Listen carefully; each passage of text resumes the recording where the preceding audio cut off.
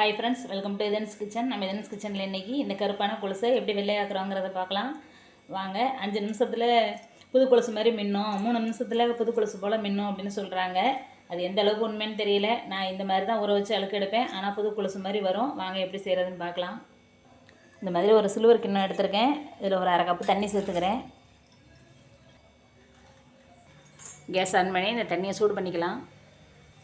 தண்ணி நல்லா சூடாயிருச்சு. இப்போ இந்த கொலுசை உள்ளே போட்டுறேன்.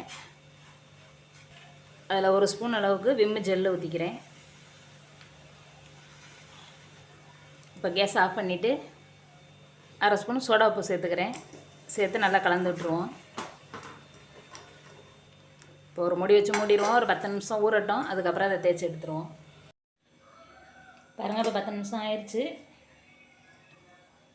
இதுலேயே அழுக்கு எப்படி ஊறி இருக்குது பாருங்கள். இது சூடாக தான் இருக்கும். இதை எடுத்துகிட்டு நல்லா தெரியுது பாருங்கள். இப்போயே கொஞ்சம் நல்லா கலர் வந்த மாதிரி இருக்குது.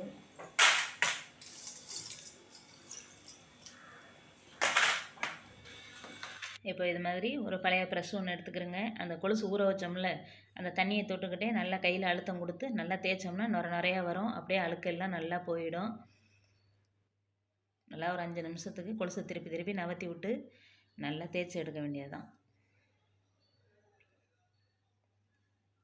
வெந்நீரில் போடுறதுனால நல்லா ஊறிடும். அழுக்கு உடனே ஊறி வந்துடும். அதனால தான் 5 நிமிஷத்தில் ரெடி ஆயிரும், 3 நிமிஷத்தில் ரெடி ஆயிரும்னு சொல்கிறாங்க. அது தானாலாம் போகாது. நம்ம கையை வச்சு இந்த மாதிரி அழுத்தம் கொடுத்து தேய்ச்சா தான் போகும். ஊறிடும், ஆனால் சீக்கிரம் ஊறிடும். இந்த பாருங்கள், இந்த தேய்க்க கலர் வருது பாருங்கள்.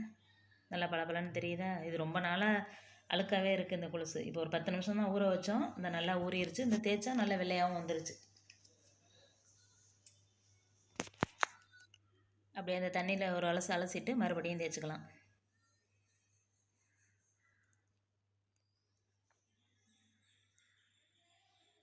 நல்லா தேய்ச்சோம்னா நல்லா பளபளன்னு வந்துடும். சீக்கிரம் கருக்கவும் செய்யாது.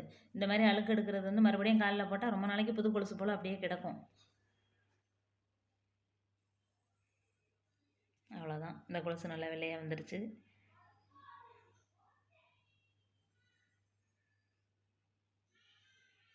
திருப்பி விட்டு அந்த பக்கமும் தேய்ச்சிக்க வேண்டியதுதான்.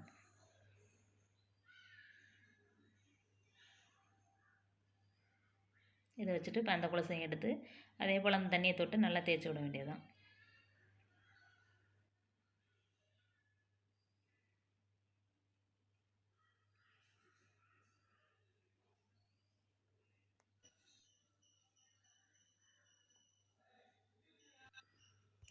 இதுக்கு சோடாப்பு போடணுங்கிறது அவசியம் கிடையாது. விம்மு ஜெல்லுக்கே நல்லா அழுக்கு போகும்.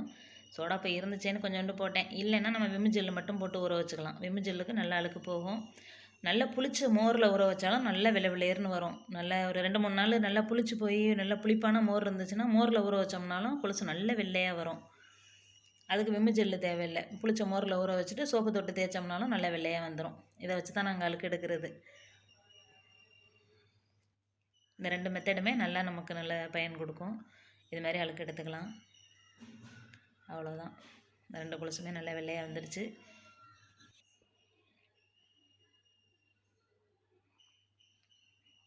இப்போ 2ஐயும் இதில் அலசிட்டு பச்சை தண்ணியில் கழுவிக்கலாம். கழுவிட்டு தொடச்சி வச்சுக்கிற வேண்டியதுதான்.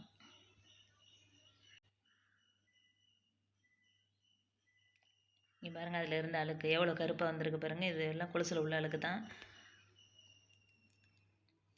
கொலுசு இந்த அளவுக்கு வெள்ளையாக வந்திருக்கு